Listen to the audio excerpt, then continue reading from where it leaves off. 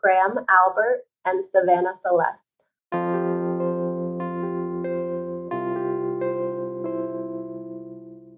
Graham looked just like his dad. He had very strong, handsome features, and he was my firstborn son. And Savannah was just absolutely perfect, and she was very spunky, very lively in my belly all the time. We always kind of knew she would be a little firecracker. Welcome to Still a Part of Us, a place where moms and dads share the story of their child who was stillborn or who died in infancy. I'm Winter. And I'm Lee. We are grateful you joined us today. Please note that this is a story of loss and has triggers. Thanks to our lost parents who are willing to be vulnerable and share their children with us. If you're listening to this podcast, just know that on our YouTube channel there are pictures and videos that are related to the stories that are being shared. Subscribe and share it with a friend that might need it, and tell them to subscribe. Why? Because people need to know that even though our babies are no longer with us, they're still a part of us.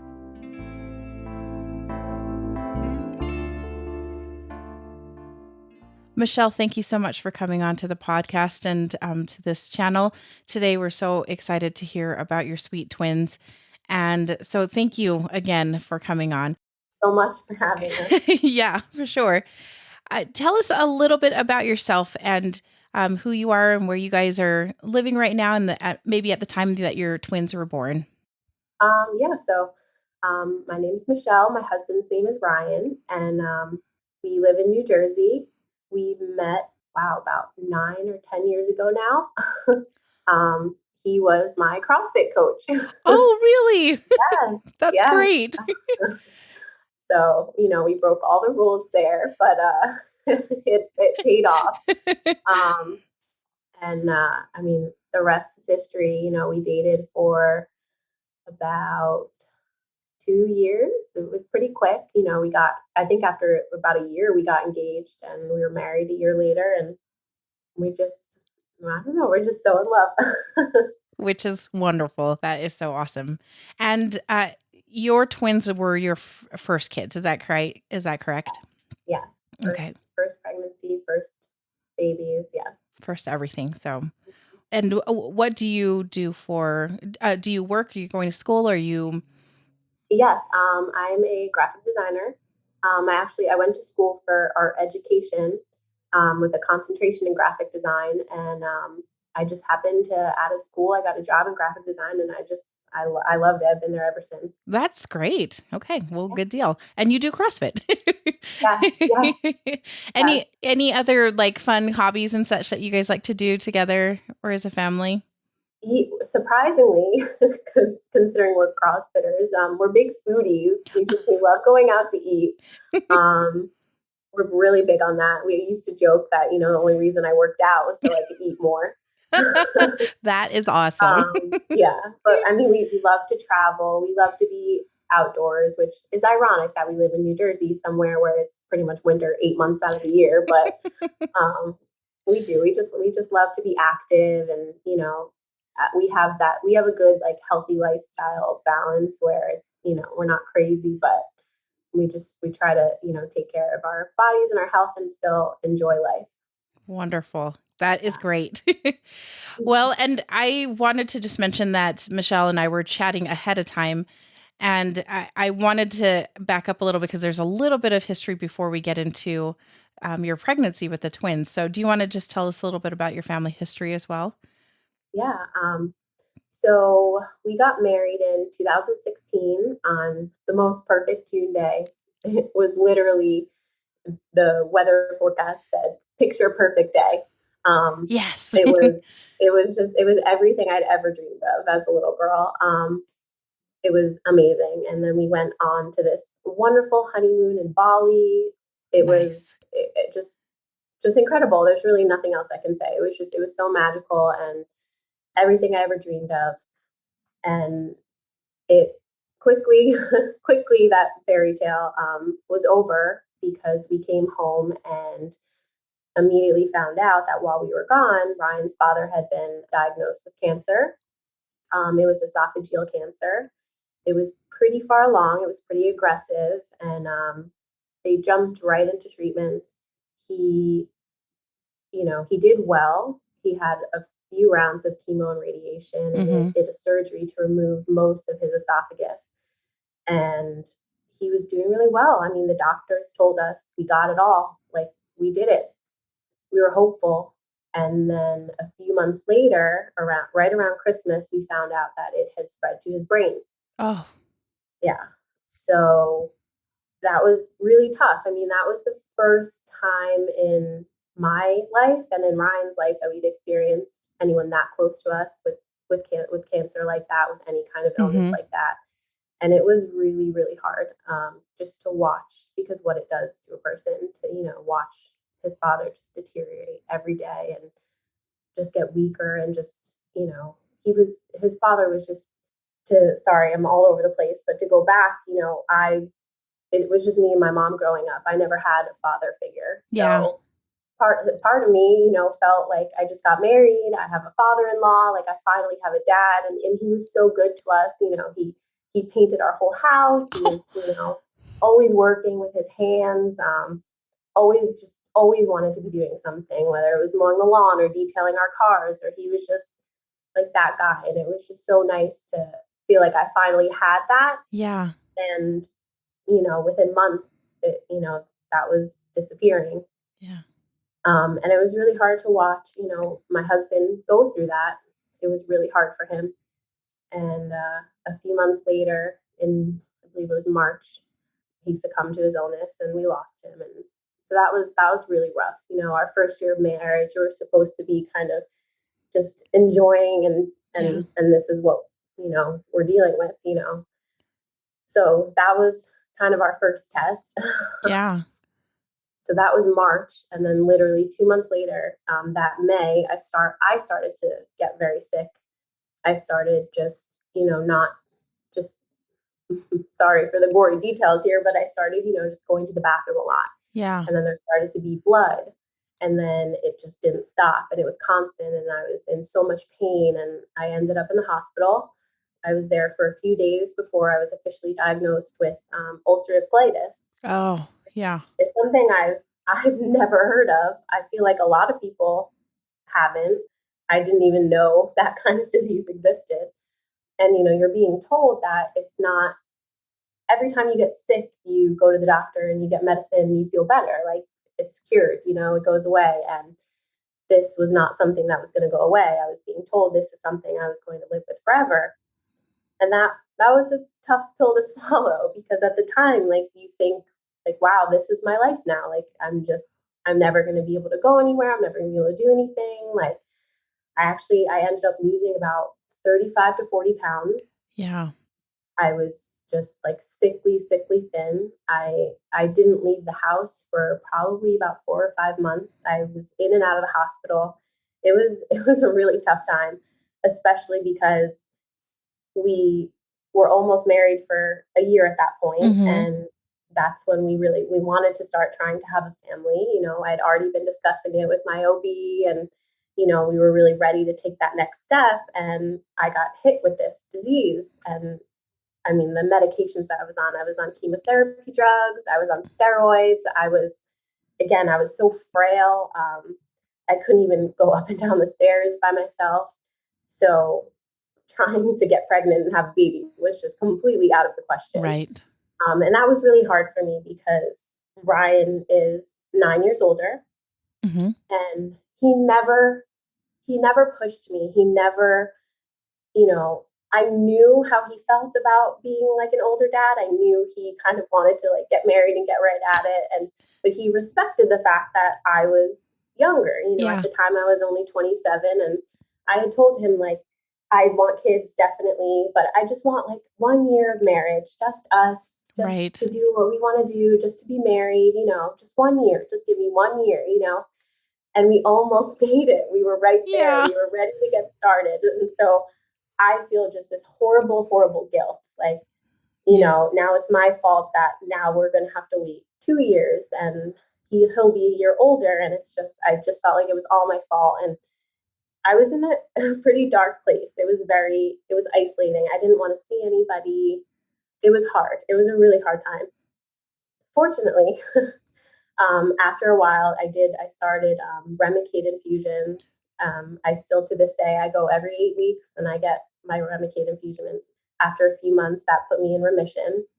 And they were able to start weaning me off of the steroids and all the other crazy medications I was on.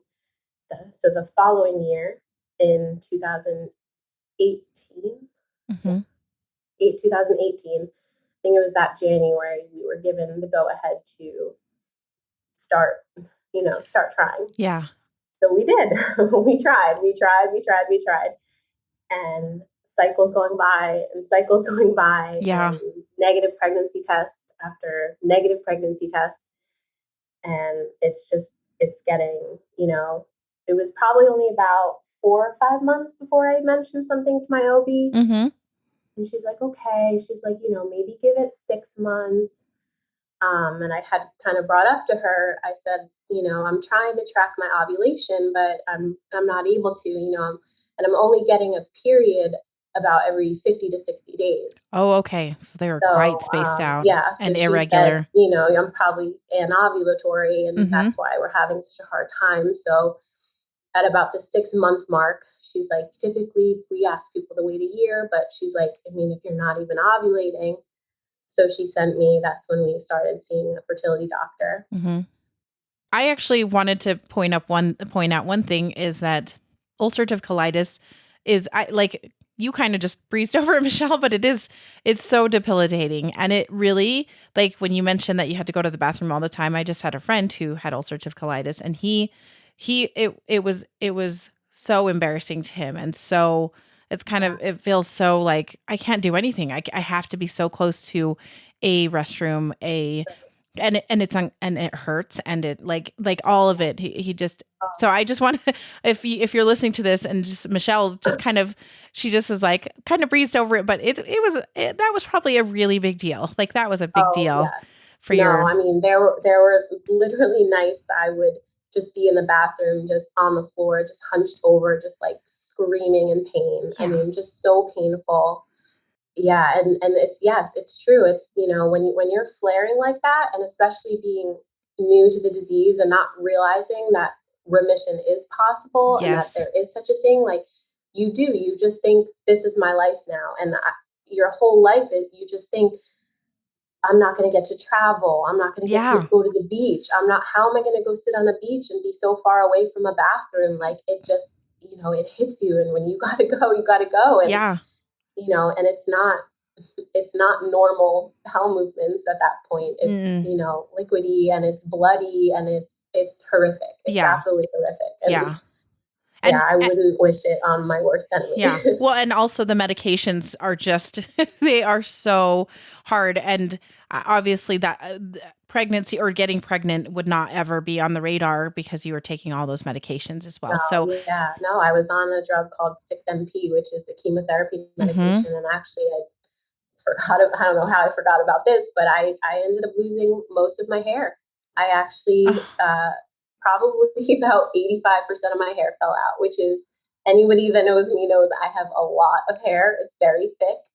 So that is crazy.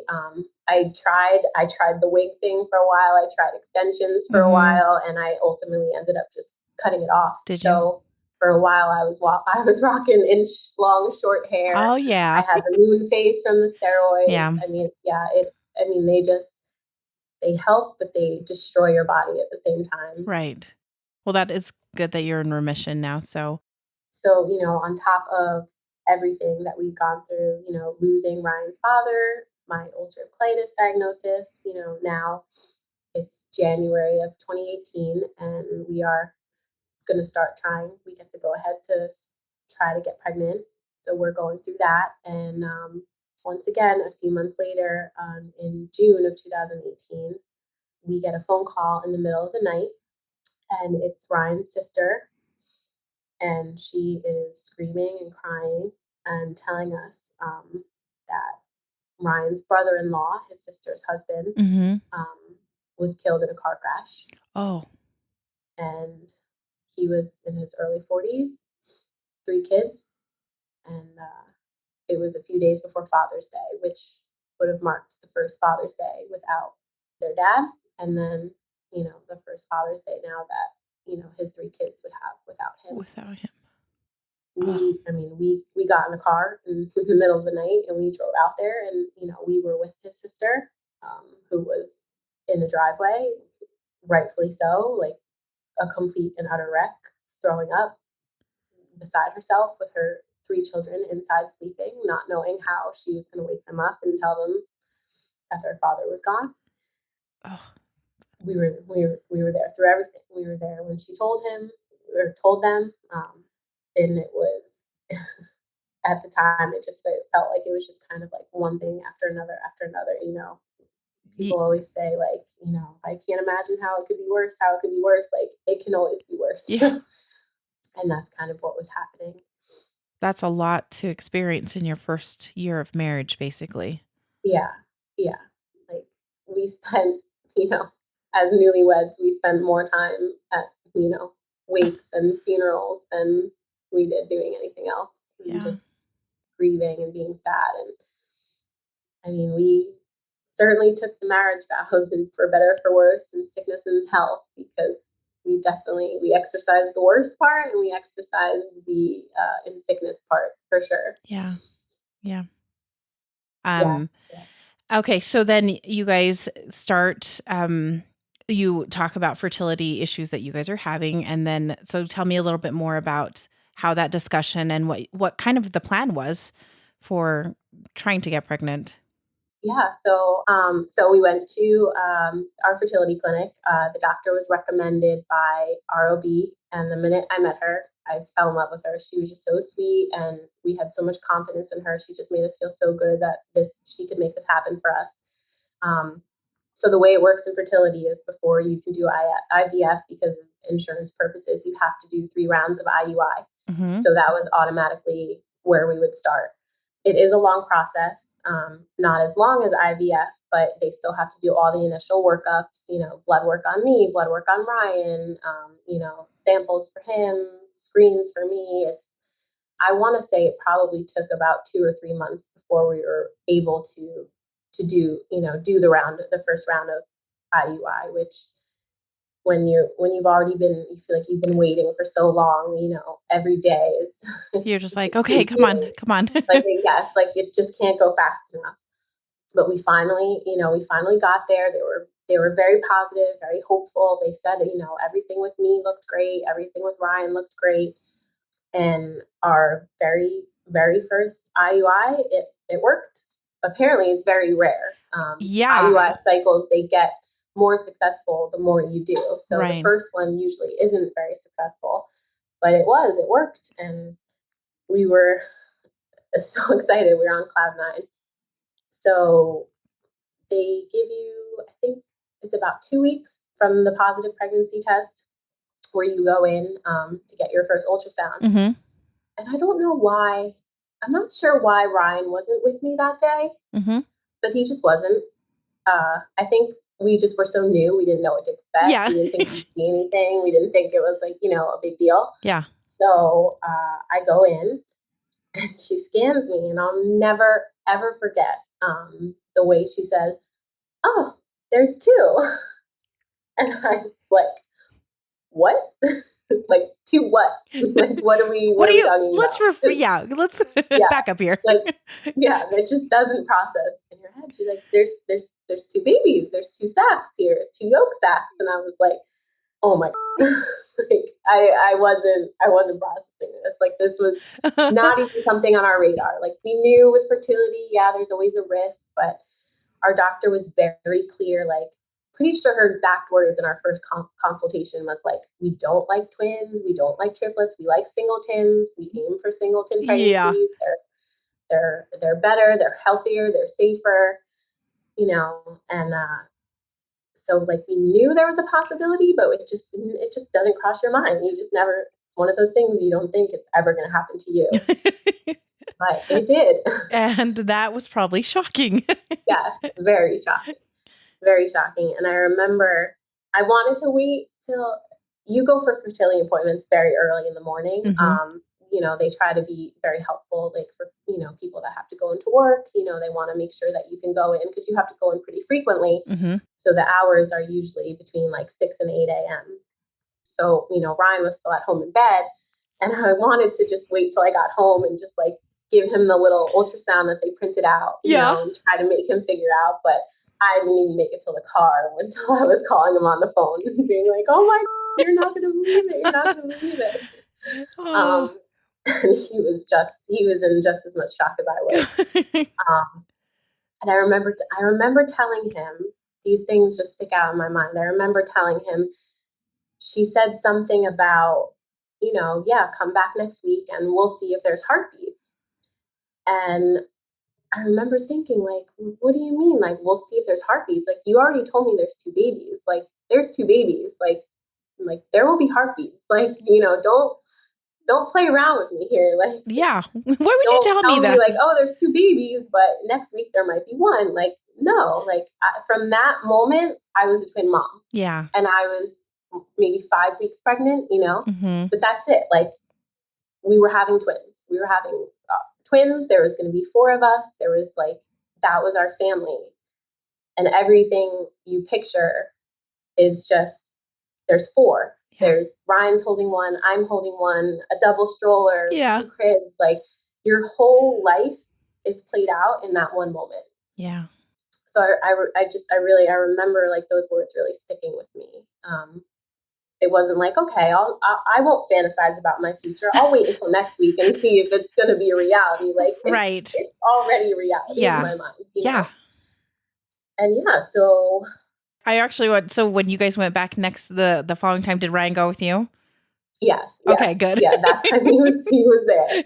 And we did. We heard both heartbeats. And they were fraternal twins, we found out. So they were, they each had their own sac. They weren't in one. And, they keep you, I think, up until about 8 weeks at the fertility. And then you graduate and you go to your regular OB. Right. I mean, every single appointment was perfect. They just passed everything with flying colors. All of their tests, their growth, their, even like the placement of their placentas and their just everything, just so perfect. And you guys, don't you usually go in like every couple of weeks, or is it still pretty often, like once a week? I believe we were going in about every 2 weeks. Okay. About every 2 weeks in the beginning, and then it spread out as, I think, once we got through the first trimester, it started going to 4 weeks. So it became 12 weeks, 16 weeks, 20 weeks. Right. We did go because they were twins. They did send us to MFM, the maternal fetal medicine, and we did do an early anatomy scan at 16 weeks. Oh, okay, great. Yeah. And did everything look okay on that one? Everything was perfect. And anatomy scans, as you know, are long. Yes. And with twins, they're even longer because they're looking at 2 babies. Yeah. And I just remember things, saying like, oh, they're bunk bed style, so we found out baby A was on the bottom bunk, baby B was on the top bunk. And so at the time, we didn't want to know the sexes. People thought we were crazy, but Ryan actually has 10 nieces and nephews, and they were all surprises, every single one of them. So I was like, how are we going to break that tradition? I know. Wow. Oh my goodness. That is crazy, but awesome. You got to go with tradition, I say. That's great. Exactly. And I always like surprises. I used to anyway. I always said, there's so few surprises in life. Like, what a neat surprise that will be. Yeah. So we didn't find out. So they were always just known as baby A, baby B. And I always had a feeling it was a boy and a girl. And I wasn't sure if that was my crazy mom instinct, or if that's what I really wanted. So I kind of just I was like, I really want this. So I really think that's what it is. Ryan was convinced it was 2 girls because out of his 10 nieces and nephews, there's 7 girls and 3 boys. Oh. So he's just like, it's girls. It's 2 girls. Like, all of them. It's definitely girls. Yeah. Like, he just thinks everything is a girl. But I was like, no, I think it's a boy and a girl. I think it's a boy and a girl. Baby B, who ended up being Savannah, she was always bouncing around in my belly. Always, baby A was always very calm and well behaved for the ultrasound tech, and baby B always gave him a little rougher time. So that's how like we knew she was going to be pretty spunky. That's great. But yeah, like we usually just like had fun at our appointments, because everything they just passed everything with flying colors. The ultrasound techs never had a bad thing to say. The doctors never had a bad thing to say. And there was just not a single worry in sight. And, they always talked about, they just have to be careful with twins because, they worry about like premature birth and premature birth. And in our heads, we always thought like, okay, like, maybe they'll be born in like 36 weeks. Like, that's okay. Like, we'll move my baby shower up a month, just in case. Like, yeah. I'll make sure I'm ready like a little sooner, like, I had no idea that they meant, so 16 weeks past the flying colors. Then the next one was the 20-week appointment. Again, it was also at MFM, and it was another anatomy scan. And that was also 2 hours of just, they're perfect. I remember, it's crazy, like little details you remember. Like I remember our ultrasound tech looked a lot like Marissa Tomei. Oh, It's so random, but that's I just awesome. remember that. Like I'll never forget the way she looked. It's part of that. Yeah, it's part of that memory now. Yes, yeah. I remember Ryan being there, and we were laughing, we were joking. I remember he knew we were going to be there a long time, and he had stopped at Trader Joe's on the way and had a bag full of snacks, and he was sitting there snacking away. Smart. Yeah. And after she scanned and she got all her measurements and did everything and said everything looked great. She said, why don't do you have to use the restroom? Why don't you go pee? And then we'll do the internal to check my cervix, which they typically did because I'd been laying there for like 2 hours. I was like, I'm going to burst. I got to go use the bathroom. So I went, peed, I came back. She did the internal and her whole demeanor changed. And I may not have noticed it like at the time, but looking back, I do, because like I said, like we were just laughing and joking for 2 hours and, joking about the babies and, what we thought they would be and, just talking about how cute they were and they were back to back. And she just got more quiet, which was just unusual. And then she said, okay, why don't you can stay undressed and I'll go get the doctor. I remember looking at Ryan and saying, that's weird. Like, usually they say, like, okay, you can get dressed and the doctor will be in. Exactly. Like, okay, it's weird. I think I even joked and said something like, did my cervix not look good? Like, what's wrong? Like, I had no idea at the time there could even be something wrong with your cervix. And probably, I don't know, a few minutes later, it was quick, which was immediately the worrisome thing because you always wait around for doctors for a very long time. So when the doctor comes in quick, it's not good news. Yeah. And he came in and he was very somber and he just immediately said, I'm very sorry. Your cervix is gone. You're 3 centimeters dilated. Honestly, from there, like, I don't remember his exact words because I think already like everything kind of just went black. Like I didn't understand what he was saying, but I also knew it wasn't good. Yeah. And I kind of just already shut down. And I remember him saying something about you need to get to the hospital. These babies might be coming. It really, I'm telling you, like, it's so blurry. Like, it's just, you really do just completely, when you get news like that, you just shut down. And I remember Ryan saying like, okay, like, should we like go home and like get our stuff and then like come like back to the hospital? And he was like, no, I'm going to bring a wheelchair and we're going to wheel you over right now. Like, you're not leaving this hospital till these babies are born. And we were just like, what? Yeah, I think Ryan was clearly processing it faster than I was because he already kind of started crying and was breaking down.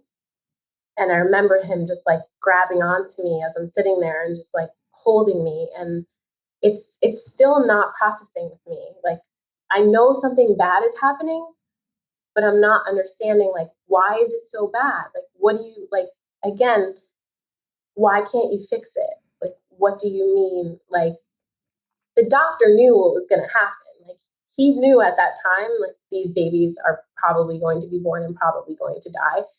And that was not crossing my mind. That was not even an option. That doesn't happen, you know? Yeah.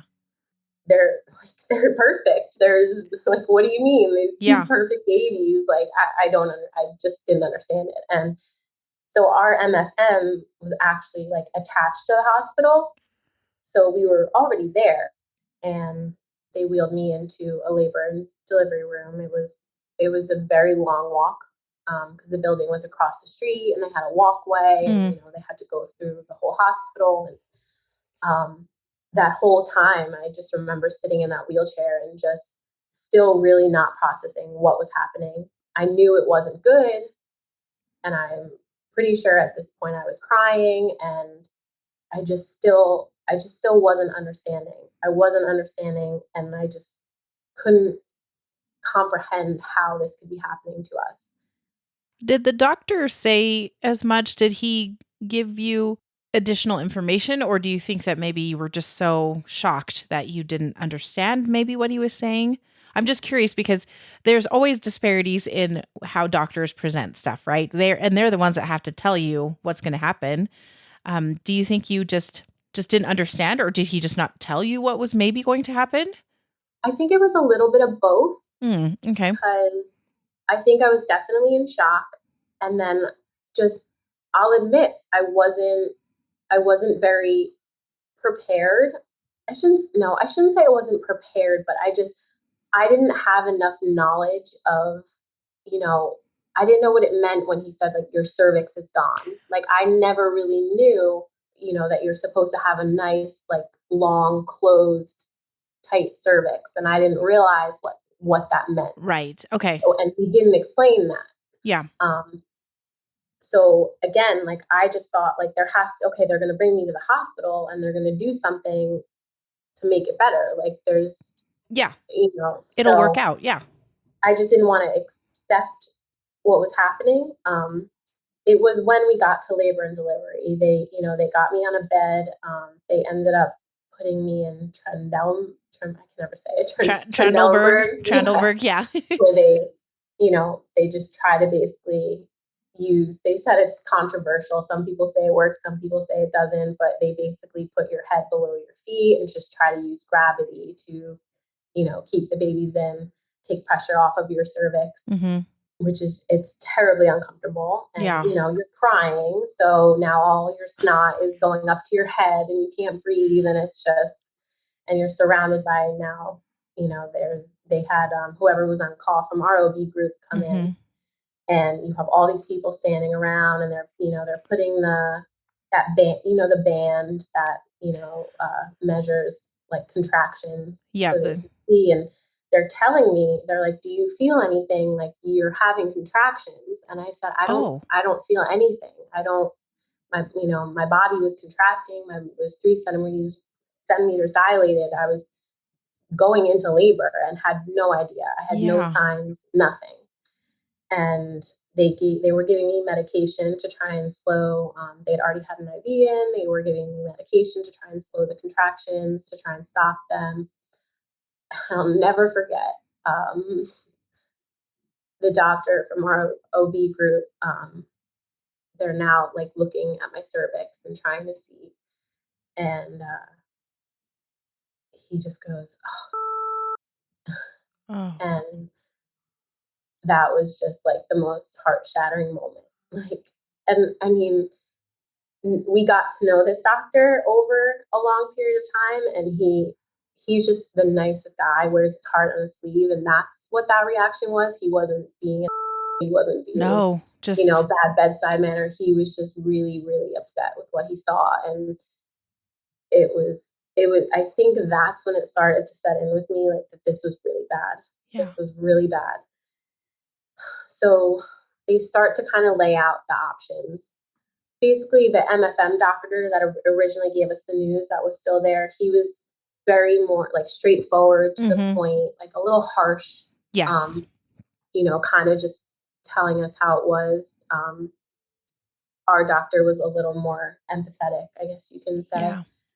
But he basically said, you have a few options. He said, there's something called an emergency cerclage where we basically can go in and we can try to stitch your cervix back closed. They said it, when there's this much of your cervix gone and you're this dilated and it's so thin and there's not much there, there's a lot of risks that come with it. We could tear the cervix, we could rupture the membranes and break the water. You could get an infection. He said we could do it successfully, but your body could still end up wanting to push through it. And if we don't get it out fast enough, it could tear your cervix and ruin chances of future pregnancies. Yeah. So we could try that. At the time, there was also a female doctor there who basically said, I do not agree with this. I don't think and if you do choose that, I will step out. I will not be a part of it. Oh. So these doctors were willing to try it. She wasn't. Mm-hmm. So that's obviously, worrisome when you have one doctor saying, right. I would not do this to you. Yeah. Then they give you the option of just terminating the pregnancy right there, or just waiting it out and letting your body decide what wants to happen. Sorry.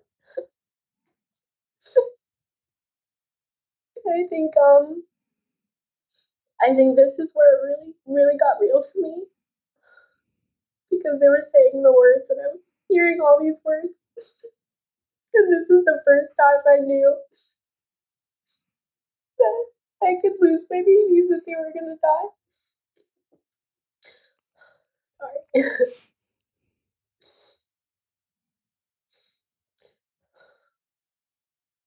I remember, I couldn't even look at the doctors. I could only look at Ryan. And I remember, not really being able to mutter a lot of words. I couldn't really say much because I was just in so much shock.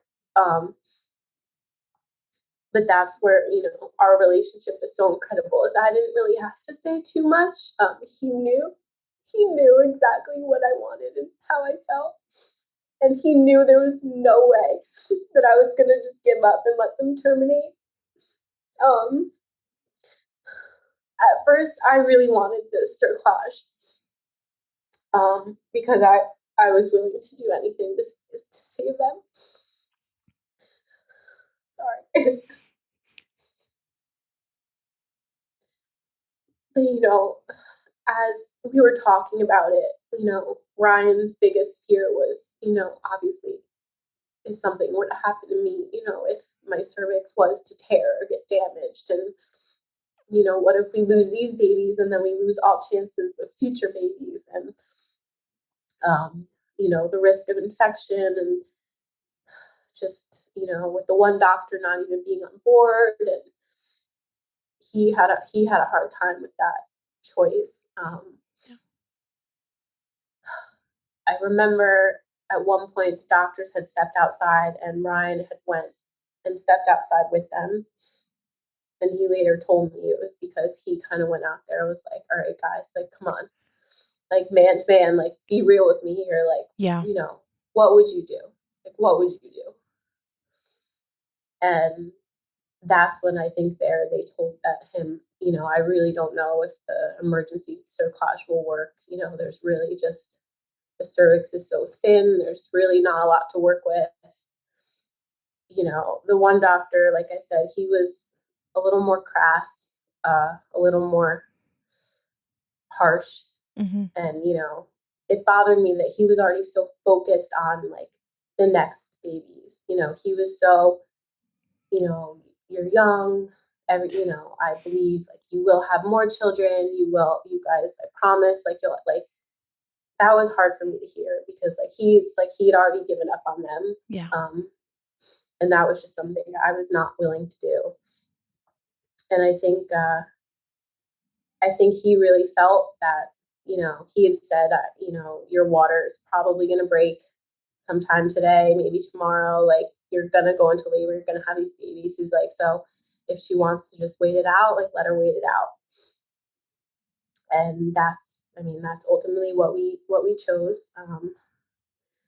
I was, like I said, I was not going to make the decision to terminate my babies. I was just not going to do that. So I said, I'll wait it out, and we'll just see what happens. We'll see what my body does. And so I think we ended up staying there a few more hours. And while they got a room ready, they bring you over to, they have an antepartum. So there's postpartum, which is after, and then ante, which is before. Mm-hmm. So that's where they bring people in these situations. And they wheeled me over and set me up in the room there. I really don't remember the rest of that day. I really don't. I was, I think just so tired and so in shock and so many emotions. And I really just, all I remember is falling asleep and waking up the next morning crying. I woke up and I was just crying because when I went to sleep, you kind of think maybe this was all a dream, this isn't real, it's not happening. And then when you wake up and you realize, no, I'm here, it's a reality, it is happening, it's not a dream. And I was calling out to Ryan and I was telling him this, and I was like, I thought it was a dream and it's real. And I was crying, and right there, my water broke. Oh. Yeah. And again, first pregnancy, first everything, I said, Ryan, like, I either just peed myself or my water broke. Like, I don't know.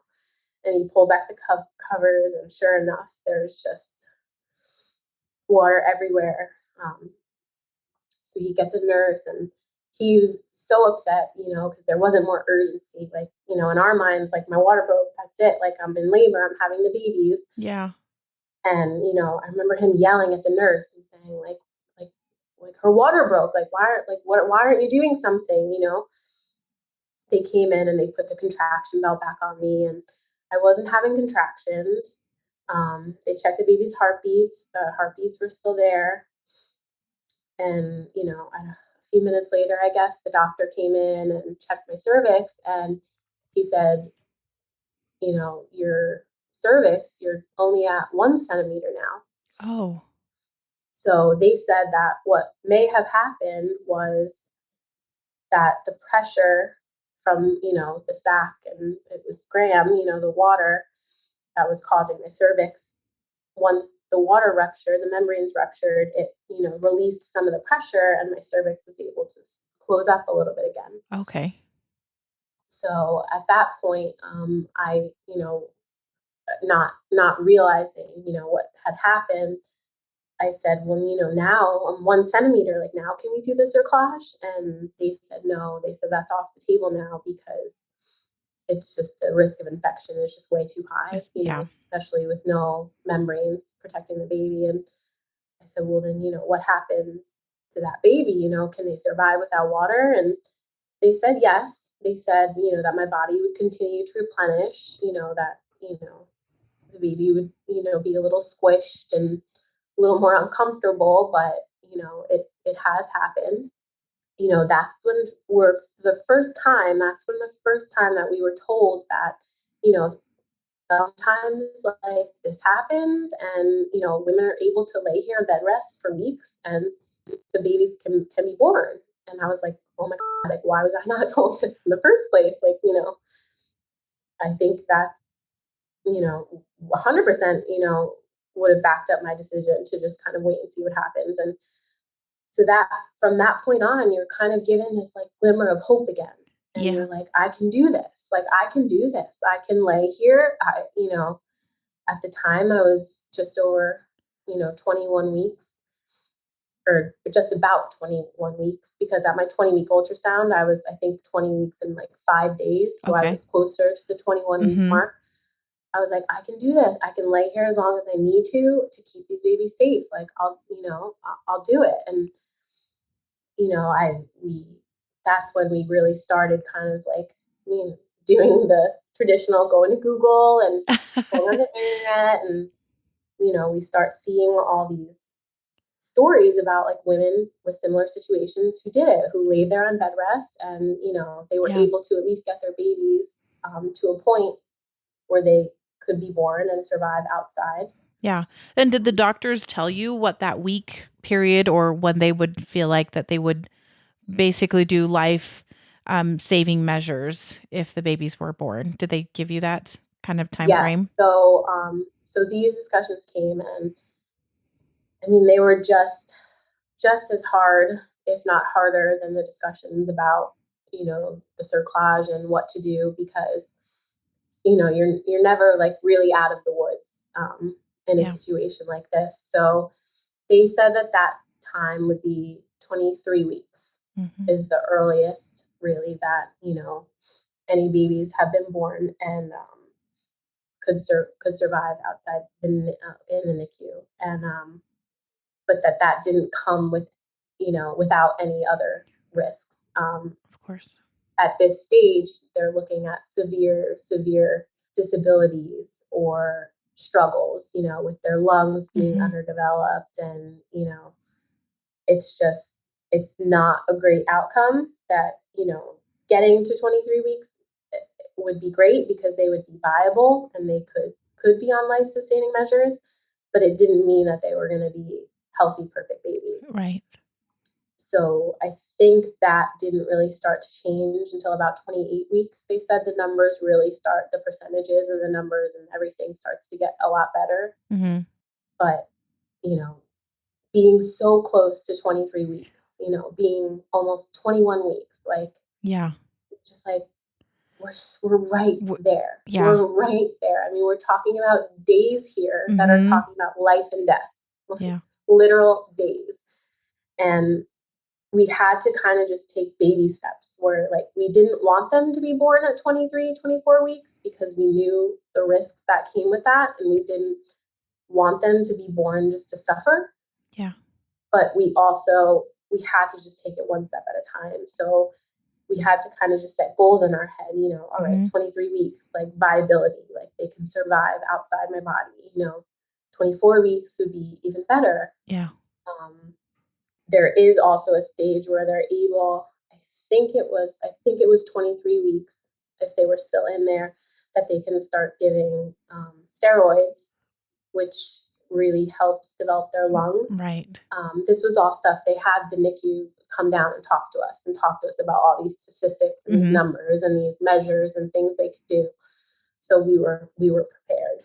So, they said, getting to 23 weeks would be great because then they could give steroids, which would really help develop their lungs. They really couldn't give it now because it wouldn't really work very well. And once they give it, they can't give it again. Right. So, so 23 weeks at that time was just really like our first goal, our first step.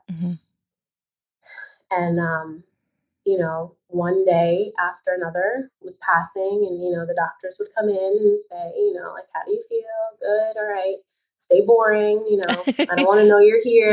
Yep. I'm like, okay, like we're here, and by this point, Ryan was always big on blogging. He used to do that a lot. So he started, I think even the night after everything happened and we were in the hospital, he started putting out blogs and sharing it on his social media. And we have just such a great following and support group and friends and family and everything. And, his story like really got out there, and like the response that we got from people was just overwhelming, like the messages and, the texts and the emails and just everything. And we did have quite a few people reach out to us, and say like, I have a friend, or I heard about this, and like, they did it. They laid on bed rest and they got to a point where their babies were born, and like, we're thinking of you and we love you and we're praying for you. And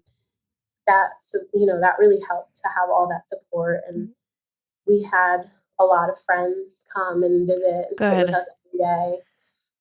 We had family fly in, come, to come visit and just kind of like help kind of occupy my mind, like just, I didn't want to just lay there and be sad and think the worst, so it was nice to just have people that kind of just distract you and talk to you and, Yeah. My And friends would come, and I remember like they brought games and they brought oh, things so I could paint my nails and puzzles and coloring books. And I remember one night we played, I think it was Uno. We played this like never ending game of Uno. My one friend, like she was so sweet. The only time I ever got up was just to go to the bathroom and to shower, which I only did every few days. And even that, like they brought me like a bench, so when I went in there, I could sit down. I wasn't like on my feet too much, and I would shower. And she came in and she had a blow dryer. She blow dried my hair and she straightened it, and like it was that was nice. that is sweet. Just to kind of just feel like a little normal. Was your mom nearby? Where does she live in Yeah, my relation to? mom is right nearby, and she Okay. was there every day, Oh, every single awesome. day. We have two little dogs at home Uh-huh. that we love very, very, very dearly. So she basically just stayed at our house and Took care of them. watched after our dogs, and That's then good. she would come and be at the hospital most of the day, and then go back, and take care of them at night and Awesome. spend the night with them. So she was always there. Was Ryan was always there. yeah. So I was never alone, which was nice. Yeah. And then just all the visitors and everything. That's good. That's So great. yeah, no, I mean, it was great in that, in that sense. And it definitely helps take your mind off of things a little bit. Mm-hmm. I remember always being so surprised at like how well I slept at night. Oh. Because, you're just laying around all day, you're not doing anything. Mm-hmm. But I think just like you really don't realize how much like emotional trauma takes a toll on you. Yeah. I mean, I remember one of my nurses who I loved later on when I had gotten passed to like another nurse, she would always tell the nurse, like, don't wake her up in the morning. Like she likes to sleep, but like don't wake her up. That's so Like great. like she knew me. And every morning, like the best part of my day was every single morning they would come in with the heartbeat monitor, and they would just make sure the babies were still doing okay, and they would find their heartbeats. And every morning I got to hear that, and it was like the best part of my day, because I knew that they were okay, and I knew that I was doing everything that I could to keep them safe. But it was also, it was hard too, because it's hard to hear that noise and to hear, how healthy and perfect and how loud and strong their beating hearts are, and to know that they could be just minutes away from, that ending. Yeah. And it's hard in the sense that they were so perfect and that I was the one that was not perfect, Yeah. because my body just it let me down. I know it's not my fault, but I feel like it's my fault because my body couldn't do the one thing it was supposed to do, which was keep my baby safe. And so that was always really, really hard, not to hold that guilt. But I mean, it's impossible. And that's why laying there every day, it was my job. I didn't see it as like, oh, this sucks. I don't, like it just, that's what I had to do. Yeah. So anyway, so I laid there for 10 days. It was it was the nighttime, and I woke up in the middle of the night, and I was really, really, really hot, and I started throwing up. Oh. And I thought at the time, like, this was just totally me, just like deflecting and trying not to like face the truth. And I think that night for dinner, like I wasn't really hungry. I didn't really have much of an appetite, but Ryan kept insisting I needed to eat something. And everything was kind of closed at that point, except they had like a Starbucks in the hospital. And I was like, just get me like one of those like pre-made box things. So I was like, it must have been something I ate in that Yeah. box that wasn't good. It must be like food poisoning or Yeah. something. I'm like, I'm burning up. I'm so hot. I keep kicking the blankets off. I can't get comfortable. Sweating, and and then I throw up again, and this went on the whole night. I mean, the nurses came in to check on me. They took my temperature. It was high. I think maybe they gave me Tylenol. I don't remember. I remember making it through the whole night feeling like crap. Like it didn't seem to be that big of a deal. So I just kept brushing it off like, oh, it must be food poisoning, must be food poisoning. Yeah. It wasn't getting better. So the next morning the doctor comes in and, he's like, I think, you have an infection. And it wasn't long after that I started getting really bad cramps and some back pain, and it didn't take me too long to figure out like what was happening. Like I had an infection and it was causing my body to go into labor. Yeah. And they said, the babies, they have to come out. Like you have an infection, that they have to come out.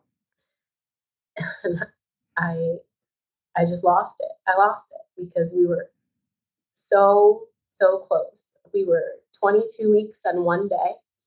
Yeah. So we were 6 days away from viability. Literally 6 days. But it didn't matter because they were going to come and they were going to die because they were just too small to survive. And they wheeled me over to labor and delivery, and things were escalating now pretty quickly. I was in a lot of pain. They did give me an epidural, even though the babies were small. They just, they said, why feel any pain if you don't have to? They're like, you don't need to feel this. You don't. And I agreed. They gave me obviously very strong antibiotics to control the infection, and this was maybe, I don't remember the exact time, but it was probably about 7:30, 8 o'clock in the morning. They did give me a little bit of Pitocin, I think, to kind of hurry things along. And at 10:36 a.m., Graham Albert was born. I will just go back real quick and say they also had the heart rate monitors on me at this time, which I thought was a little cruel because their hearts were still beating. They were alive inside me, and they were going to come out and they were going to die. And that was the thing that I loved listening to every single morning. It was like torture. It was absolute torture.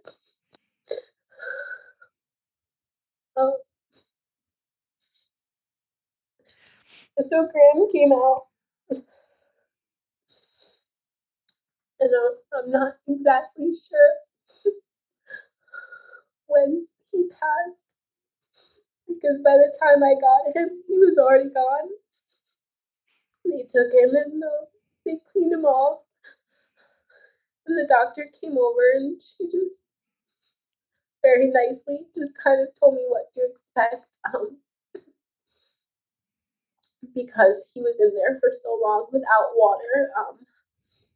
He was a little bruised, a little red, because he was squished for a while. So she just wanted me to be prepared. So they wrapped him all up and they brought him over. And I didn't see any of that because he was just so perfect.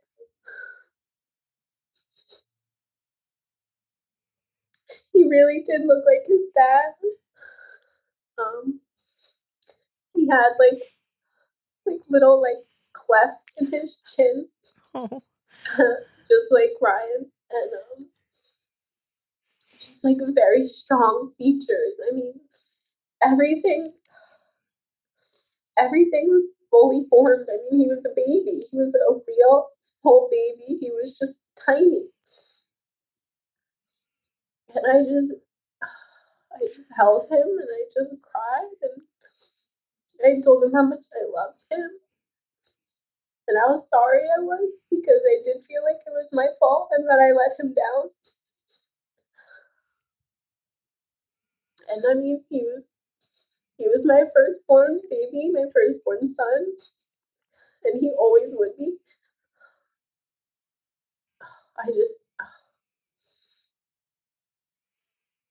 I think at that time I was still just kind of confused and still trying to be hopeful. And I remember the doctor had told me in the beginning that sometimes one baby is born and then your body thinks it's over and kind of closes back up, and sometimes the other baby can stay inside. And I think I still was kind of hoping that that was a possibility. And I'd asked her, I don't feel anything now, I think my body's settling down. Like, can Savannah stay? Can she stay in there? And the doctor said the infection, she just couldn't, that she wouldn't be able to survive, and she had to come out too. So she asked, she said, do you want to wait? Because you're right, your body has calmed down, you're not having contractions. She said it could be a while. Or do you want me to give you something to kind of speed it up? And at this point, I was like, I just need to get it over with. I want them to be together. I didn't want her to feel alone and scared. And it's like, if you're telling me like she has no shot, she's gonna die anyway. Like, I just need to get it over with. Like, I can't do this anymore. So she gave me more Pitocin to kind of get me started again. And she was born at like 3:45 in the afternoon, and I held Graham the entire time until she came out, and then I passed him to Ryan, and she was still alive, which I wasn't prepared for because Graham had already passed, and it definitely shocked me a little. She, unlike Graham, because she had her water the whole time, it didn't break until right before she came out. She was just flawless. I mean, she was just so perfect. I mean, just like the most beautiful thing I'd ever seen. And she was like moving a little bit and taking like these really shallow breaths. And it really, really surprised me because I wasn't expecting it. And I remember calling out and saying, like, is there something we can do? Like, she's still breathing. Like, please, can we do something?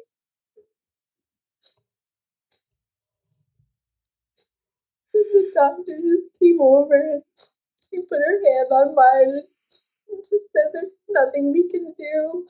She's just too tiny. Her lungs just aren't developed enough. So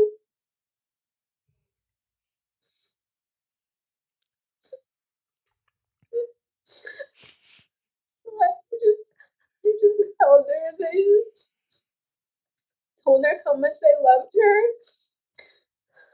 and that she didn't have to be scared and that I was right here.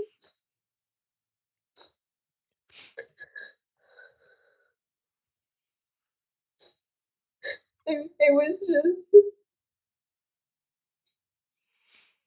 I probably only had about 2 minutes with her, but it was the hardest 2 minutes of my life.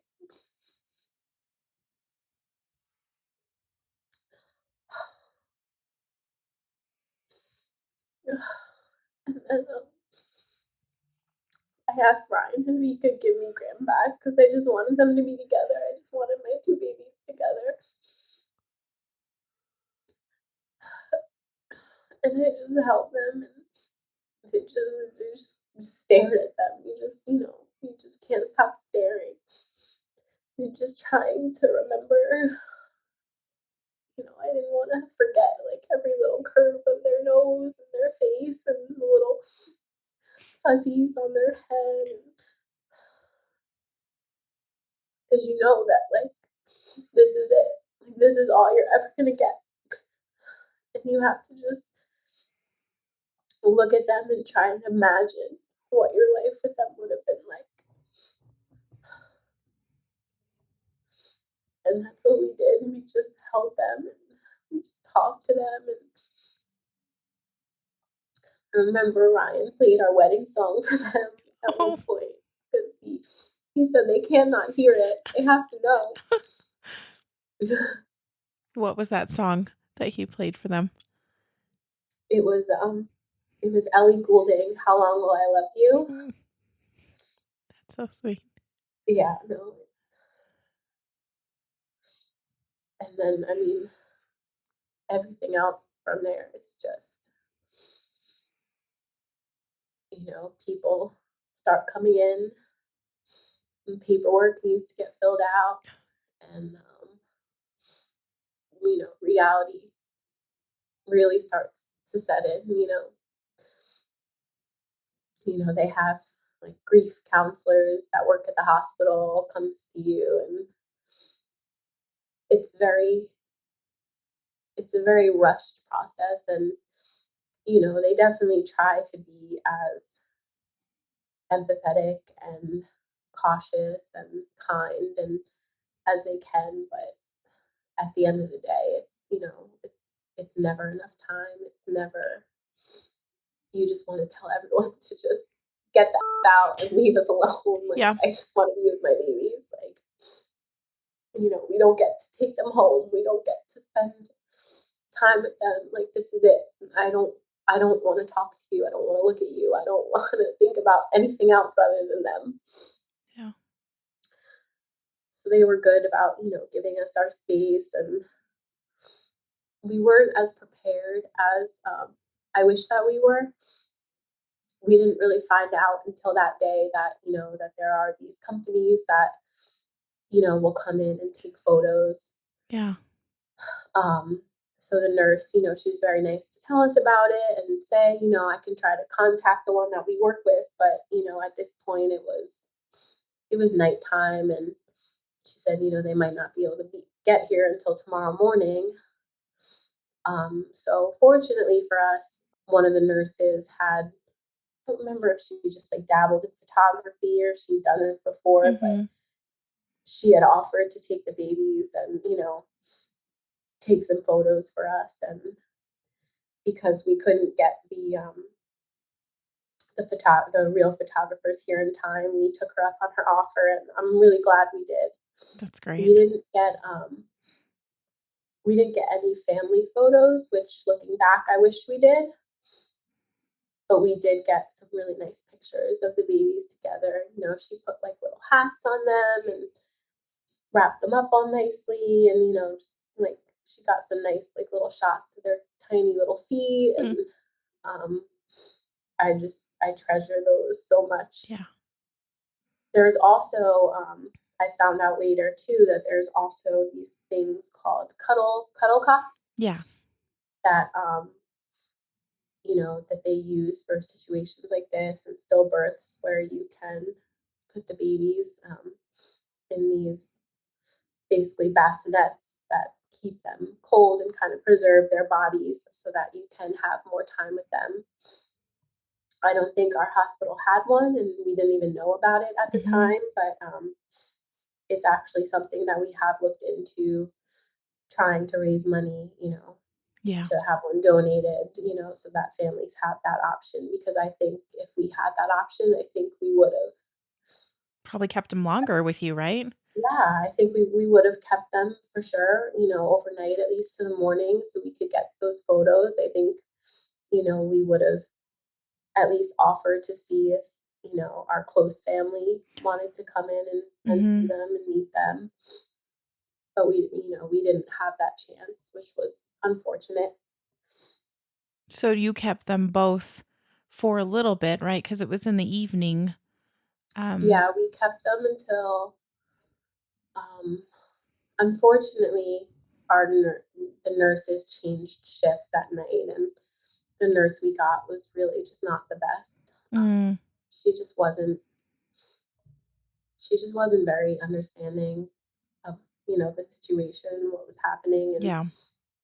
she kind of came in at one point and asked, if we were ready. And we were like, no, like, please leave. Like, no.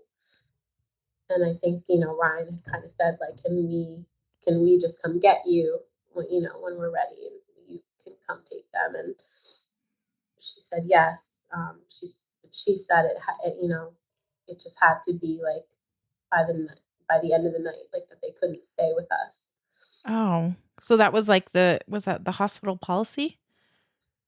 I don't know. Okay. I don't know if it was the hospital policy. I don't know if, like I said, like she wasn't the nicest person. So I don't Yeah. know if I honestly, I don't know, but I wasn't really in like a place to argue too much. Yeah. I mean, they were getting cold. Every time I would kiss their face, I could feel like, how cold they were. And I think I was worried I didn't want anything to happen for them to get to a point where I wanted my last memory of them to be, they were still just as they were, so I guess at that point I was okay with it being at the end of the night, but the end of the night comes and it's like, when are you ever ready? No. When are you ever ready to say goodbye to your babies forever? You're never ready. There's not a moment that just clicks. It's like, okay, bye. Like, I'm done now. Yeah. So that was, we'd been through a lot of stuff that was hard. That was probably like number one or number two of the hardest things I've ever done. To have to just put your babies down and watch them be wheeled out and know that you'll just never see them again. Yeah. It's not natural. It's not normal. It's not the way things are supposed to be. And then once you do it, like, that's it. Like, you can't get them back. There's no take backs. Like, you can't say, wait a minute. Yeah. Can I see them again? So it gets hard. Like, at the end of the night, I remember it being so hard because it's like, it's like there. It's like looming. Like, it's coming. And that starts to distract you from just being able to enjoy your time with them because that has to happen. And it almost starts to be too much. And I feel like that's how I knew I was ready because I just couldn't take it anymore. It was like ripping off a Band-Aid. Like, I knew I had to just do it because the longer I waited, the more painful it was going to be. So I think it was about 10:45 at night where I told Ryan, like, okay, like, why don't you go get her? And, she wheeled in a little, one of those clear bassinets that they take the babies. And we said one last goodbye and told them like how much we love them and that we would never, ever, ever forget about them and that they made us parents.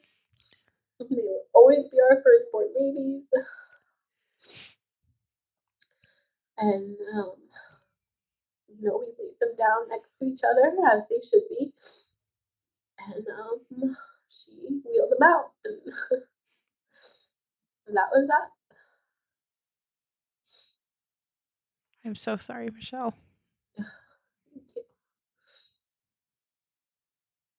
Telling this story, it's like, sometimes you like disassociate yourself and it's like you almost have to tell it as if it didn't happen to you. But sometimes I can tell the story and I'm okay, and because that's what I do. I just pretend it's just a story. That's what it is. It didn't happen to me, but other times you remember, no, it was me. I was there. Yeah. That's the hardest thing you've ever done. Yeah, for sure. For sure. How were you feeling after the birth? Yeah, I was pretty checked out. I just didn't really understand like how we were supposed to go on, like how anything in life would matter, like paying bills, going to work, like, you know, just these like mundane tasks, like, because it's times like this where you realize like the only thing that matters in life is family. You know, like, why do you go to work every day? Like, why do you strive like for, you know, a nice house and like for your family? You know, you go to work to feed your family, you get a nice house to, you know, to raise kids in, to, you know, that's what it's all for. Otherwise, what is the point? What is the point of it all? So to now just not have that, I just didn't understand like what is the point of even of anything. I'm a very I think, you know, it comes from being an only child. I'm a very introverted person when it comes to, you know, being sad and stuff because I didn't, you know, really have anyone to talk to or anyone to turn to, you know, when I would be upset growing up. You know, like if my mom and I got in a fight, all I knew was go to my room and sit by myself and cry. So I kind of just internalize and shut down, and I don't want to see anyone. I don't want to talk to anyone. I just want to be left alone. So at this point, like I just wanted to get out of that hospital. I just wanted to go home. I didn't want to be there anymore. You know, remember, like we're in labor and delivery. So there's women in rooms next door, like their babies are being born, you know, there's laughing in the hallway, there's visitors, there's balloons, there's like, I wanted to get out of there. I didn't want to stay. And then my nurses and doctor, luckily the morning nurse, she was much, much better. And, you know, my doctor everyone just understood and they did everything they could to just get us out of there as quickly as possible. Yeah. They did send me home with some medication in case I needed it. I didn't even have to ask. It was kind of just I don't think I ended up taking it. I've always been weird with medication. It scares me a little bit. Was this medication maybe for kind of some postpartum depression? Is that what they were trying to anticipate? Mm-hmm. Okay. Yeah. And looking back, I probably could have benefited from it. But I was just I don't know, I kind of wanted to feel the feelings. I kind of wanted to let myself go through that. I didn't want to just like become this like zombie that like didn't feel. So I didn't end up taking them, but I do remember kind of just asking everyone to just like give us our space. And, you know, it was especially hard for my mom because, you know, she just wanted to be there for me and she wanted to see me. And, you know, she kept trying to come visit and kept trying to, you know, and I was like, please, I'm just begging you, like, please, you have to just leave me alone for a little bit. Like, I just need to be alone. Like, I just need some time. We kind of just, you know, my boss was great, which was really, really nice, you know, pretty much just gave me like a regular maternity leave because he understood that you gave birth to your babies. Yeah, I gave birth, exactly. Like, I had babies and, you know, I needed this time to heal my body and heal my mind and, you know, figure out my new normal. Mm-hmm. So I remember we watched a lot of The Office. My husband was a big fan of The Office, and I always gave him such a hard time about it because I just like, I would watch tidbits here and there, and, you know, so he was like, let's watch it like from the beginning. And I remember like we did that. We like binged The Office, helped take our mind off of things. We did obviously also have to, you know, plan. We decided to do a funeral. I know a lot of people in this situation, they opt for cremation, but we really wanted to give them a proper burial and to have a place that we could, you know, go visit them and be with them. So, you know, we went to the funeral parlor and we opted to have them, you know, put together in a one casket. So they would always be together That is as so they should sweet. be. Yeah. this was hard because not only we're in our 30s, we just gave birth to our first children, and here we are. We ended up actually buying a plot for ourselves because it just made sense that we put them in there, and then when it's our turn, we can be together laid in there with them. Yeah. So it's just crazy. 3 years into marriage, like these are not newlywed things. No. Like going to a cemetery and picking out like, where do I want to be laid to rest? Right. Like, yeah. This is not things that 30-somethings should be doing. It's so not normal. It's so not normal. So not normal. And yeah. Yeah. And I love that idea because we did the same thing. We're just like, it just feels lonely. I don't want my son to feel like he's going to just be by himself or whatever. So I think that's lovely. Is there was it a cemetery near you guys? Why did you choose that area? So we chose that area. It's near where Ryan's mom, where he grew up, and it's near like most of his family.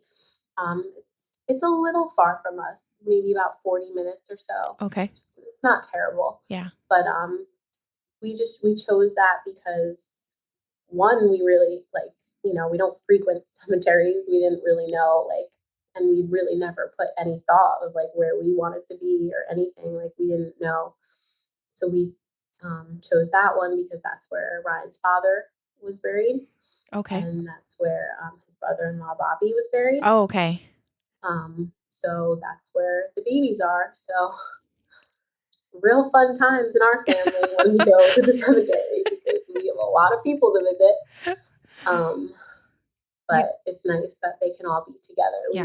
We know, and the babies are kind of, we got to pick the spot, and they're kind of like they're in between Bobby and Al. Oh, so, good. We feel like they're being protected and watched there. That is wonderful. But I think another reason that we chose to do a burial and a funeral is like we felt like our babies would get more recognition that way because they were humans, they were babies, they had names, they lived, they lived and they died, and it may have been a lot shorter than what most people are used to, but they mattered, and if we just had them cremated and had them sitting in little vases in our house, like no one would really get to kind of acknowledge that. Yeah. So we didn't do a wake, but we did do a mass.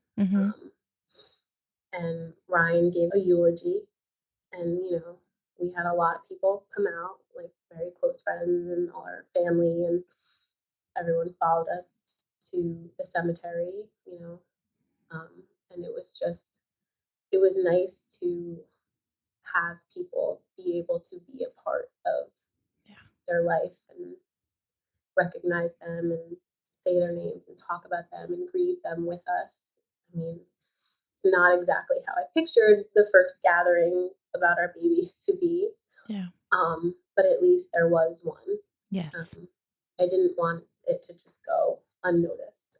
I remember in like the days after, you definitely have that like empty arm syndrome where like you just had these babies and you had nothing to show for it. And I wanted something to love. I wanted something to do. I wanted something to take care of. And that was really, really hard for me. And what I ended up doing was kind of putting my energy into still finding ways to do stuff for them. So they needed something to be buried in. And they don't really make baby clothes that small. So I went to the fabric store and I picked out these like patterned fleece, this like patterned fleece fabric, and I got them each their own. And Graham's was like black and white and gray, and like had little animals on it and stuff like brave and strong, and and Savannah's was like this like light purple color, and it said like I love you to honeymoon. Oh. And then I got a little bit of material, and I just like looked up a pattern online, and I made them like custom little hats, Oh, teeny that's tiny little hats. And then Ryan and I were like, you know what? Like, we need to think of like things like, what do we want to put with them? You know, we don't want them to be alone down there. So there was like a couple stuffed animals that I had in their nursery, and I picked out one for each of them. We went through a bunch of pictures, and we had a whole bunch of pictures printed, and we put them in an album. And it was just like pictures of us, pictures of some of our favorite moments, pictures of the dogs, pictures of some of our favorite places, and just so like they could have a piece of us with them. yeah. It's a You family. know, so they could get to know us, you know. And then we each wrote them a letter, a card, a letter, and we put that with them. So it's like I had to find ways to do things for my babies. I had to find ways to, you know, I couldn't feed them or nurse them or, you know, dress them. So I made them hats and blankets Yeah. and wrote them letters. And I think that it helped what it could. You know, I can't say like, oh, it made me feel so much better, but it gave me something to do with all that love that had nowhere to go. Yeah. And then, you know, there's obviously, as many women have talked about on your show, you know, the other obvious, like, it's crazy. Like, you know, my body couldn't figure out how to keep the babies inside, but my body still figured out how to make the milk come after. Yeah. So that was hard, especially because I think my body did know that there was twins. So there was a lot of a milk. lot. And it was very painful. And I had to, you know, I had to squeeze them out at times just to relieve, you know, some of the pain. And again, looking back, it's just, there's just so much going on, so many emotions and so many things. And looking back, I wish, you know, I think if I had another baby and then like this was our second pregnancy and I just had more knowledge and I knew more about all this stuff, I would have been more prepared. But having never had milk before, having never breastfed before, Yeah. having not knowing about everything, I didn't even realize like I could have pumped and donated, you know, I Yeah. could have, I think that is something that I would have liked to do. I Yeah. think, you know, so just, you know, for anyone listening or anyone out there going through this or that could possibly go through this, you know, that is an option. Yeah. That is an option. It doesn't have to just dry up, you know, it can be put to good use. Yeah. I think what made it so hard was there was a lot of people reaching out to us, you know, that maybe experienced something similar or lost a baby. And while we could relate to those people, we still at the same time had nothing in common with them because they were twins. I'm not saying losing one baby is easier or better than losing two, but it's different. And I'm also not saying that, you know, when you have another baby, it replaces the baby you lost, but it's more of like that picture of how your life was.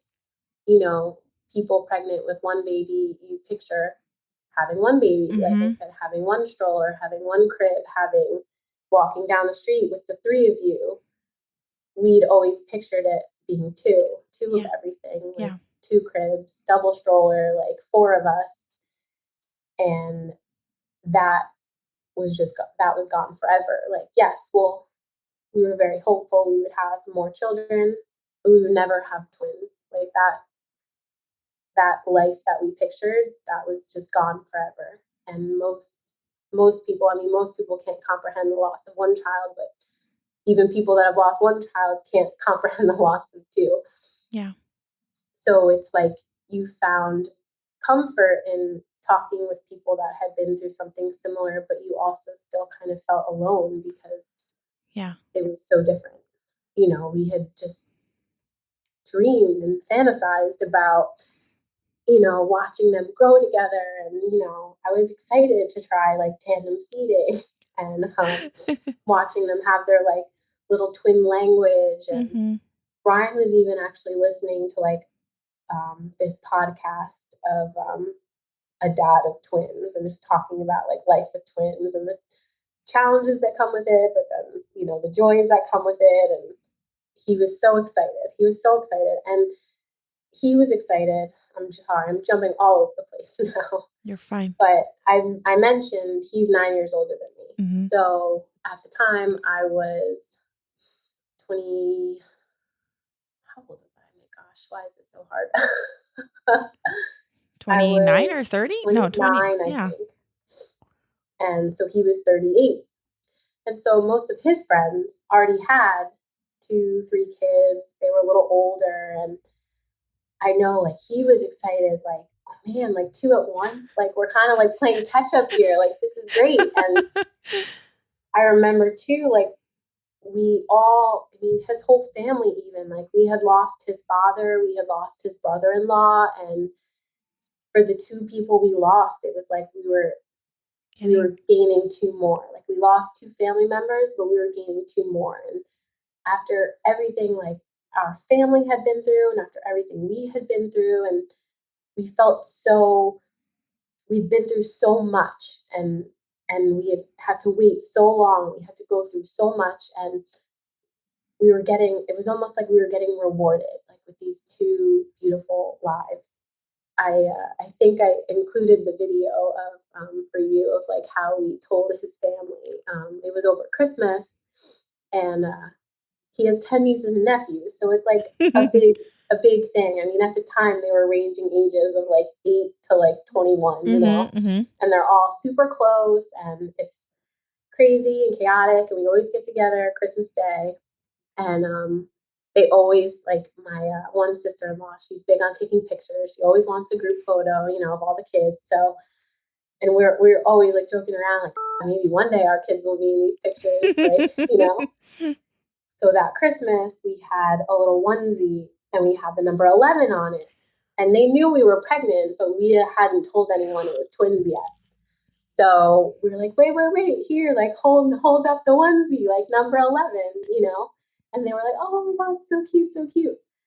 And right before she was about to take the picture, Ryan was like, wait, hold on, like there's another one. And he handed the 12, and they all like put it together, and like everyone just burst out, and his sister was crying, his mom was crying. I mean, it was just like, and we all said the same thing, like, oh, like this is what our family needed, like, like it's just been such a hard few years, like, and like I said, like his nieces and nephews, there was a big gap, the youngest one was 8 or 9 years old already, so everyone was just itching for some babies, and it just felt so right. And so like we were so excited, but like everyone was so excited. And that just made it so much harder. Yeah. Just to have that. Yeah. Oh, I'm so sorry. That it's just it almost feels like all the expectations and all the, like you said, the life that you pictured it being just gone. And also your family picturing what your family was going to be like with number 11 and number 12, there. Yeah. And I mean, you start to just like, you really just start to question everything, like just like it's hard to figure out like why does this keep happening? Why does this happen to us? And then it's like when you're laying in the hospital trying to be hopeful, and you're getting all these stories of people saying like, oh, like, I know someone, like they did this and it worked, and like their twins were born, and like all this, and like at that time, that's amazing. That's exactly what you want to hear. And then when it doesn't go that way, those stories start to just kind of like eat away at you. Like, well, why did it work out for so many people and not for us? Like, why were they able to do it and we weren't? And that is just, it's so hard. I mean, this grief, I mean, it will never go away, and it will. I mean, as I'm sure you know, like there's days it's better, there's days it's worse. Like, I mean, there's definitely seasons, there's definitely ups, there's definitely downs, there's definitely times where, I start to feel better. I mean, I can tell you 3 years later, I mean, I was just crying last week, telling Ryan like how at times it feels, it's just so heavy and you're just so tired. Like, just so tired of having to carry this around. Like sometimes it just gets to be too much. I'm starting to get to a place where I'm like, I don't feel bad for people. I have a really hard time and I'm working on it, but like I have a hard time finding like empathy and sympathy for people who complain about like the most ridiculous things. Yeah. I totally get where you're coming from, because you're just like, this happened to me. I mean, for reals. You Yeah, have nothing to complain yeah. about. And it's like even people that know, like people that were like right there on the front line that like know what you've been through, Yeah. it's hard. It is Mhm. hard. And I have to say, like, that's where Ryan is, he's just, he's incredible. I know sometimes when people go through these things, it can break relationships, it can hurt relationships. But he is like, we just balance each other out like so perfectly because anytime I feel like this and I'm telling him like I can't stand like people just don't get it, like they're complaining about like these ridiculous things, like they have no idea. He's always like listening to podcasts or reading books or like this, so like he's like and he'll tell me I read something. I wrote it down here so I don't get it wrong, that we should have sympathy and empathy for these people because people who have never endured true struggle and true pain will never know the meaning of life. And how can they really, really love and really be grateful for anything they have until they've experienced this kind of pain? And, I mean, I admire him so much for that. I mean, he's certainly like glass half full and I'm glass half empty because I'm like, I feel like that's telling a bride, like, it's good when it rains on your wedding day, like this is just what they tell people that have been through crap, like, so that they feel better. But like, I admire that so much about him is that he's like, he'll always kind of find a way to feel like the pain was for something, and that it will make us stronger, it will make us better. And I do believe that in a sense. Like I do believe, we have our daughter, our rainbow baby Thea now, and I do believe we're better parents. I always knew we would be good parents, but I believe we are like exceptionally good parents now Yeah. because of it, because we don't take a single thing for granted. Mm-hmm. I think we have more patience.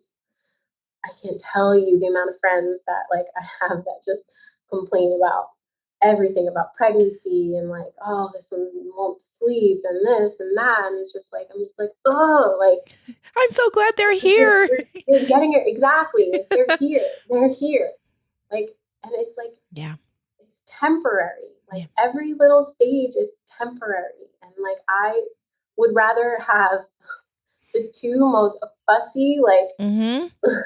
sleepless twins ever than not have them at all. Like, why don't you understand that? Like, why don't you get it? Yeah. I amen to that, Michele. Seriously, that is, Yes. I was like, yeah, I'll take those sleepless nights. I will take the fussiness. I will take the poopy diapers and all the things. I would just rather have him here. Yes. Exactly. Yeah. Exactly.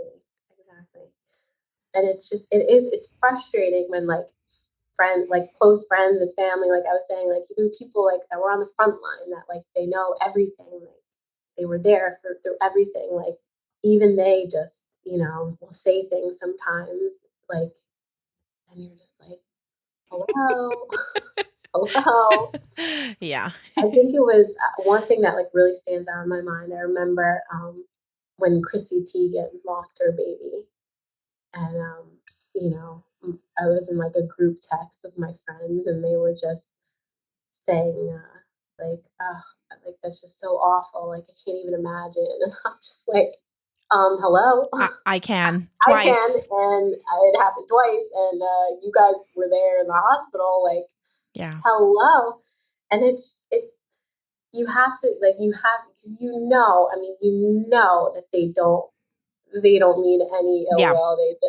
They're human. They're Mhm. human, and they haven't experienced it. And if you haven't experienced it, don't, you just don't get it. Yeah. You just don't get it.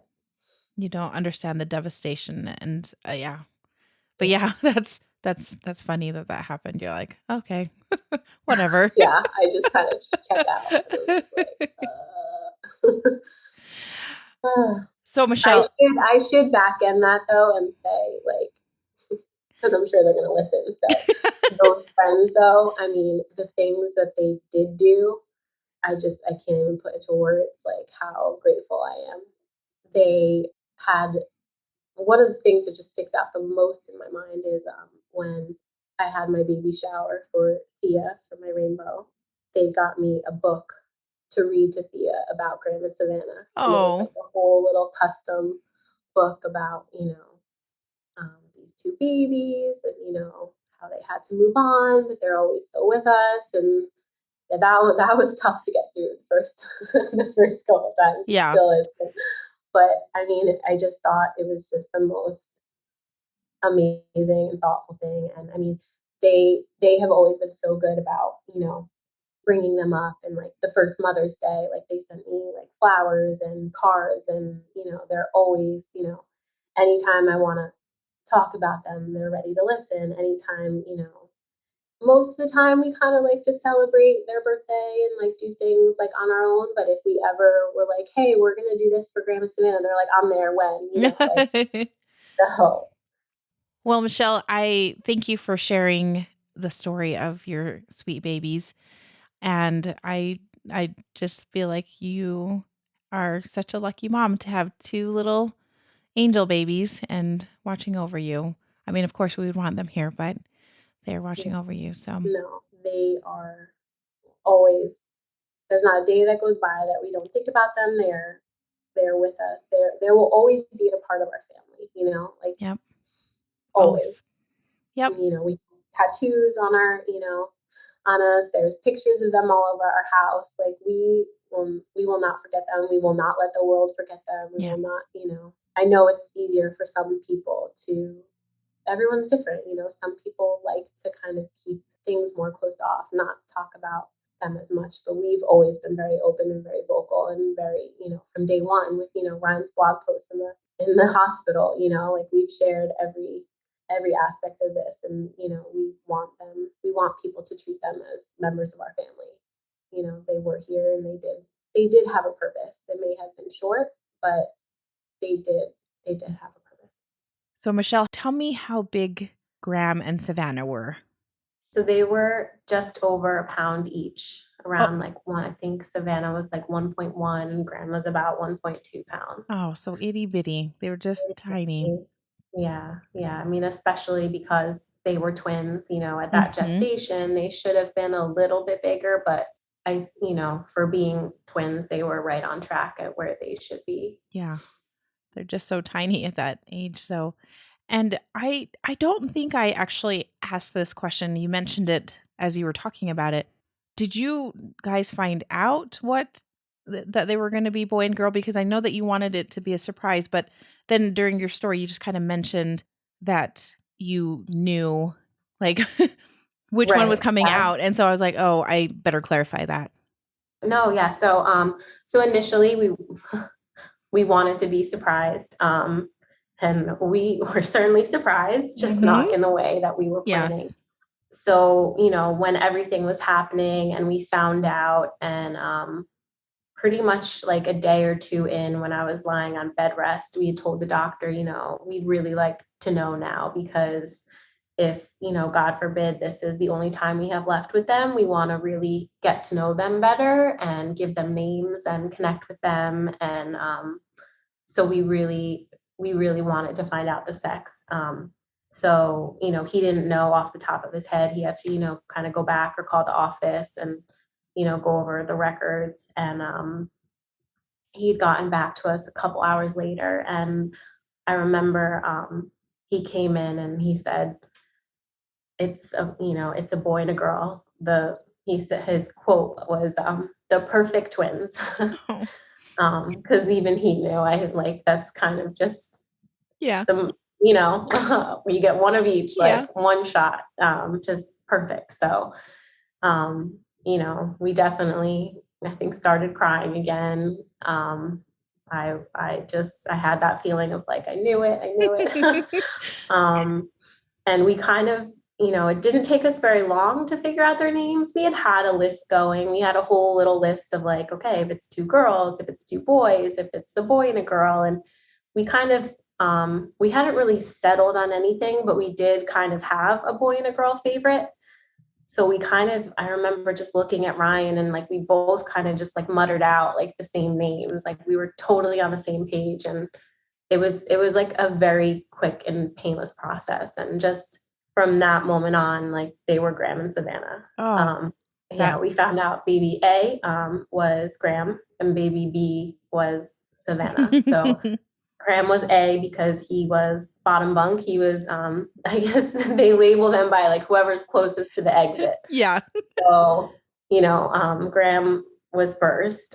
So, we knew he would be the older brother by, a little. And then their middle names, I think we had already decided ahead of time. Graham would be Albert after Ryan's father. Mm-hmm. And Savannah would be Celeste after my grandmother. Oh. She was, the eldest of the family. At the time, I believe she was 92. And I just thought her name was so pretty, and I just thought it would be special. One baby would be named after someone in Ryan's family and one baby after someone in my family. So it was just, it was perfect. And actually another thing about that, in all of this chaos, my grandma had actually recently been in and out of the hospital, and, her health was starting to deteriorate. And exactly a week after Graham and Savannah had passed, my mom had to come to our house and share with us that she had also passed, which was really hard because my mom was very close with her. Mm-hmm. So, to lose her first grandbabies and her mom, within a week of one another, that was rough. Yeah, And, a lot. like I previously mentioned, I really just wanted to be left alone and needed my space, and I couldn't be there for her in, the way that I wanted to, because I had my own stuff to figure out. So it was hard in that sense. And then it was also hard in the sense that I don't feel like I ever really got to properly grieve my grandmother because I was just so busy grieving my baby. So it was just Oh yeah. it was constant. It was constant. And, the only silver lining to kind of come out of it is, for our family, we kind of felt like she had been hanging on, and she finally went, and because she felt like it was her duty to take care of our babies for us, to be with them. So when it just kind of really worked out that, Savannah shared her name, and it was just it was very poetic, Yes. But also devastating. Yes. That is a lot. I think sometimes we forget that there are a lot of people mourning the loss of these little babies, and that probably was really hard for your mom to lose so many loved ones so quickly. And Right. and for you as well. I'm so sorry. On Graham and Savannah's names, were those names that you guys just liked, or was there any significance to them? No, we just we really like names that are definitely different, Mm-hmm. but not crazy out there. So Right. we just wanted something unique, something that sounded nice together. Just like I said, we had a whole list, and these were kind of just always at the top there. So That's great. They're beautiful names. So yes, you did a good job.